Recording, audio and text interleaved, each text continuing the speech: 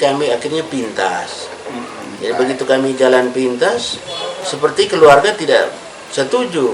Keluarga juga tidak mau karena ya latar belakang saya mungkin semua orang sudah tahu mama saya gila. Ternyata dia mama juga gila.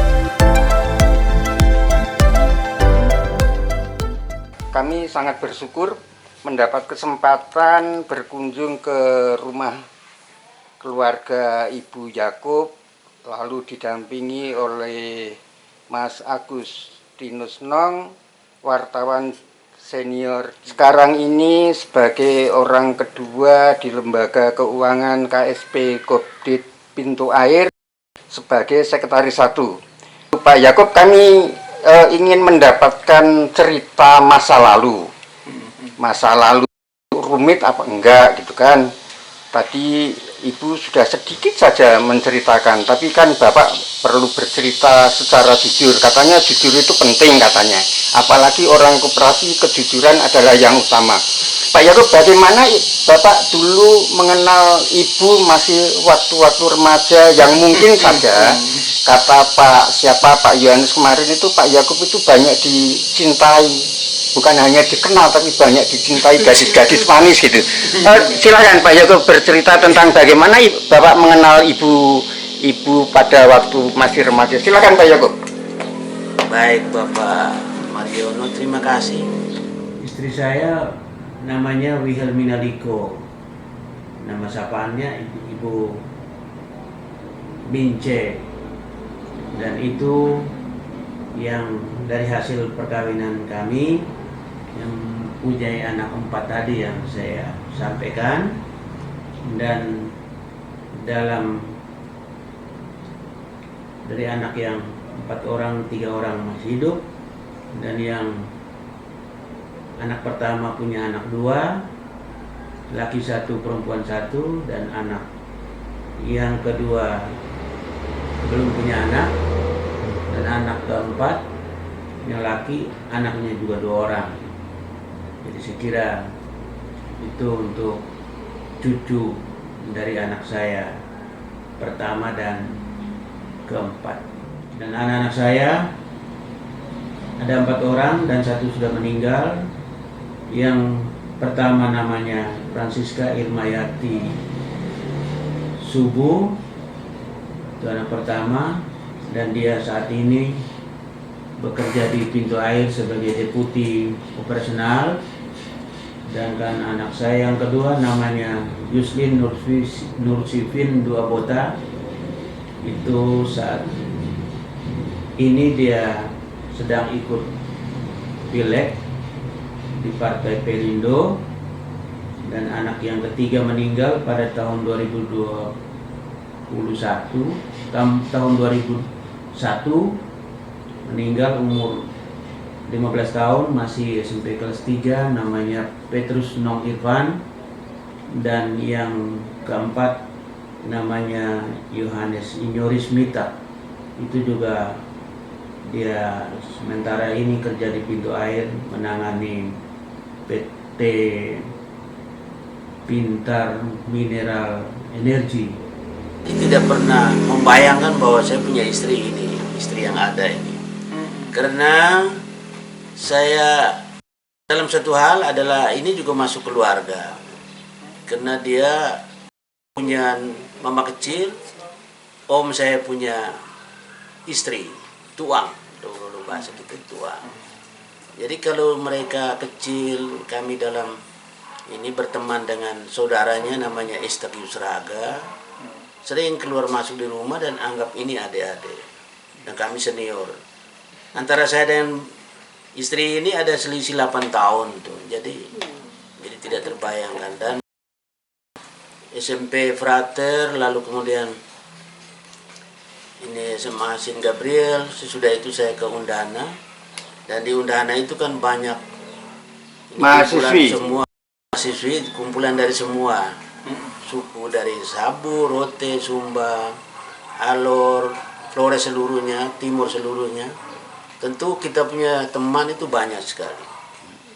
Dan saya juga ada satu dua punya orang yang saya yakin bahwa itu sudah menjadi pilihan. Ternyata di luar dugaan semuanya tidak berhasil. Lalu kemudian saya dengan istri ini juga pacaran juga tidak lama, hanya karena kenal. Lalu kemudian saya pikir saya sudah tua juga, umur saya kurang lebih 29 tahun, belum punya istri, dan saya anggap sudah tua, karena kalau itu saya kawin, anak saya pasti saya sudah umur 50-an baru mereka bisa cari makan. Karena itu maka saya lihat ini istri ini juga bukan saya yang ini, tapi ada seorang kakak namanya Agustinus Nura. Beliau ini yang menginformasikan saya bahwa ini ada Nuna ini yang mau. Saya bilang mau bagaimana, ini ada adik-adik. Akhirnya karena sudah begitu, akhirnya kami ketemu di rumahnya ini saudaranya Yus Raga itu. Yang menarik dari Bapak Jano itu apa sih Ibu waktu itu? Yang pertama pasti gantengnya. Oh, gantengnya, amin. Nah, yang kedua, ya Gian juga waktu itu. Gian juga ya, rapi juga beliau ya. Rapi ya, selalu Itu rapi diakui itu. sampai saat ini waktu selalu rapi. Iya, temannya Acio di Momeri juga bilang begitu. Iya. Waktu SMP itu kan masih anak-anak kan, tapi rapi beliau itu. Sampai sekarang semuanya harus Sampai rapi. sekarang. Model rambut, pakaian semuanya harus rapi. Kami di karyawan juga ditekan itu Ibu, harus rapi. Tidak. Ibu ketika diberikan oleh-oleh itu, ketika belum dibuka gitu kan, itu kan ada di dalam tas kan? Iya. Di dalam tas kan? Payung, Pak. Hah? Saya kan ada bawa payung. Di Tapi saya tangkinya pegang begitu, isi di dalam situ loh saya. Oh, jadi oleh-oleh itu ada di dalam payung, lipatan payung. Lipatan payung. payung. Kan sementara pegangan di tangki. Jadi Terus? isinya di dalam situ. Lalu Itu redesan isi belakang. penjelasannya bagaimana? Penjelasan tentang oleh-oleh itu karena tidak di dalam tas kan? Nah, penjelasannya seperti apa? Dia hanya bilang ibu ya bawa ke rumah saja. Ini kan karena Tidak langsung dibuka di situ. saya tidak langsung buka. Jadi itu payung juga diikat. Dalam lipatan ya. Dan lipatan payung yang kecil itu. Yang Payung besar, perempuan. hitam besar. Oh, hitam besar dulu itu. Jika ada isi ke dalam kan bisa. Bisa, sangat bisa kan begini ikatnya dia. Nah, sekarang gini, itu sudah dibawa pulang. Kan ibu tahunya pasti hanya Ada sesuatu payung. di dalam payung kan. Ya tidak ngerti di dalamnya ada apa kan? Iya. Lalu ketika ibu buka di dalam, sampai di rumah, ataukah mungkin juga dibuka di jalan, perasaan ibu apa yang ketika melihat di dalam lipatan payung itu ada sesuatu? Ya, perasaan saya memang walaupun belum lihat tapi saya merasa bahagia, tapi ada perhatian dari Bapak Ibu. Nah, Ada rasa deg-deg jantung? itu pasti ada. Ada apa ini? Bertanya tuh Ibu. Ayo apa ini? Ingin tahu kan? Ingin tahu ada apa di dalam. Mantap. Tadi Ibu bilang sering bertemu di depan Emperan Bogadharma ya Bapak ya? Betul. Di kios toko. Kios Bogadharma, Bapak jaga toko waktu Saya itu jaga kan? toko ya. Itu Mama ini kan tunggu bemo untuk naik ke Nita kan? Di situ. Ya, itu pokoknya orang Nita itu makalnya di Bogadharma. terminal kecil. Tadi mohon maaf saya sedikit lagi ke belakang. Di payung tadi itu Mama bilang ada isi sesuatu sebagai apa itu? Dan tadi Mama juga merasakan itu satu kebahagiaan sendiri bahwa itu adalah perhatian dari Bapak Jano itu waktu itu untuk ini. Pertanyaannya kemudian, kenapa sih nggak boleh dibuka waktu Pak Yakob masih berdekatan dengan ibu yang waktu itu masih berharap harap-harap cemas gitu? Kenapa nggak boleh dibuka misalnya harus dibuka di tempat lain yang tidak kelihatan atau mungkin ada syarat lain? Ya, biar tidak usah itu rahasia. Rahasia. Pertama di sana ya sudah tidak bisa dilepas lagi. Lalu meninggalkan mahasiswi-mahasiswi cantik dari berbagai daerah tadi gimana? Emangnya malam tidak mimpi-mimpi apa? Dan semuanya alami sekali. Saya juga tidak bilang saya tidak ini lagi, tapi mereka juga punya teman lain. Akhirnya juga sama-sama ya hilang-hilang dan tidak ada komplainan. Begitu juga dengan orang di sini ada SPG, ada SMA, ada perawat. Itu semuanya juga gugur dengan sendirinya dan tidak saling melukai. Dan dalam berpacaran saya tidak pernah ya buat sesuatu yang membuat orang itu sampai ada semacam harus tidak bisa lepas lagi. Namanya teman biasa, pacar ya pacar, tapi tidak bisa lebih jauh dari itu. Begitu ketemu saya juga pikir ini jangan sampai saya ini tidak punya turunan, jadi kami akhirnya pintas. Jadi begitu kami jalan pintas, seperti keluarga tidak setuju. Baik keluarga saya yang kakak saya kemarin sepakan itu juga dia menolak keras, dia tidak mau. Lalu kemudian dia pun keluarga juga tidak mau karena ya latar belakang saya mungkin semua orang sudah tahu mama saya gila. Ternyata dia mama juga gila. jadi sudah tadi diceritakan. jadi tidak melalui pacar yang lama, mungkin kurang lebih 3 bulan. Ini adalah rahasia Allah itu seperti ini. Soal jodoh, kelahiran dan jodoh dan kematian itu kan bukan urusan kita. Maka saya anggap ini adalah karya Tuhan. Sehingga saya yakin sekali dan akhirnya saya menggeluti Alkitab itu, saya baca dari ujung ke ujung, saya temukan ada ayat yang itu Amsal bab 25 ayat 1-2. Dia bilang kemuliaan Allah ialah merahasiakan segala sesuatu, yaitu tentang kelahiran kita dari siapa, dan kemudian jodoh kita dengan siapa, dan kematian kita itu seperti apa. Ada 3 hal ini yang saya itu, dan saya yakin ini adalah karya Tuhan dan saya amini. Dan ketika hari Pak Yakub menyampaikan isi hatinya untuk hidup berpanjang-panjang gitu kan, apa yang ada di dalam perasaan ibu pada waktu itu? Walaupun ini kan sudah jalan bareng istilahnya. Apa perasaan ibu pada waktu itu? Merasa senang dan ya merasa bahwa ada yang mau melindungi saya. Sehingga saya selalu siap apa yang dia katakan, saya selalu ikut. Jadi memang ibu sendiri juga berharap memang ya? Saya berharap. Sangat Berarti kita bukan sebelah tangan ya, Bu ya. Harus betul ya. Macam ruas dan buku sudah ketemu, cocok betul. Lalu dalam benak saya berpikir bahwa saya kan umur di bawah, bapak lebih tua, sehingga saya merasa bahwa Terlindung. pasti terlindung. Orang dewasa. Selisih berapa ibu? Selisih sedikit. 8 tahun lebih.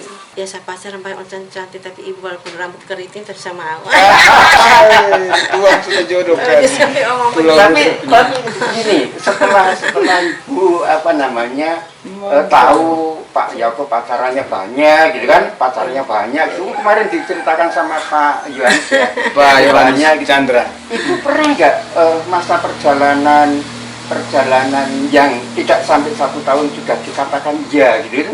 Ibu sempet nggak ada kekhawatiran gitu? Ada, Mas. Ada ya.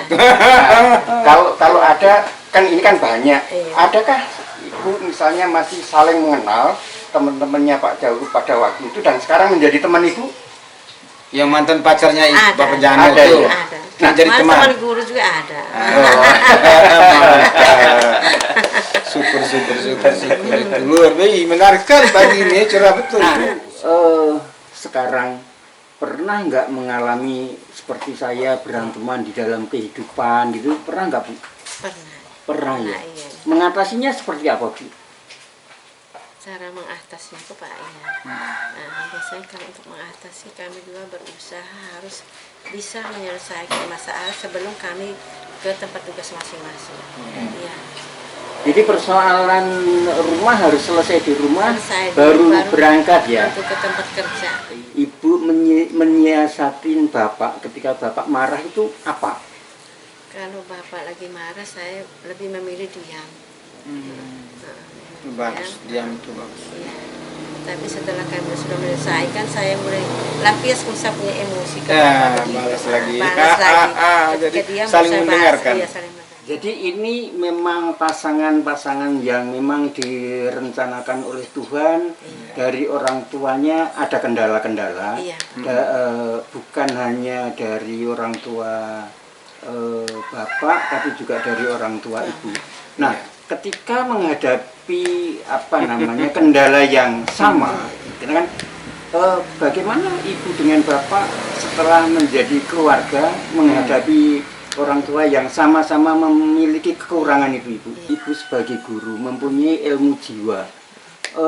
Sebenarnya yang paling berat untuk menghadapi dua orang tua berbeda asal usul keluarga tapi harus menyatukan, adakah konsep tersendiri ibu menyatukan perasaan untuk mengatasi kedua orang tua yang sama-sama mempunyai kekurangan? Ya, saya merasa benar-benar dari dalam hati saya harus terima semua kenyataan karena kami juga sudah memutuskan harus hidup bersama, dan kadang-kadang kami juga selalu diskusi bersama sampai kita berdua punya masa percintaan yang benar untuk ini memang jalan Tuhan, di mana bukan saya mama berdua ini tapi nama dari Bapak berdua sama.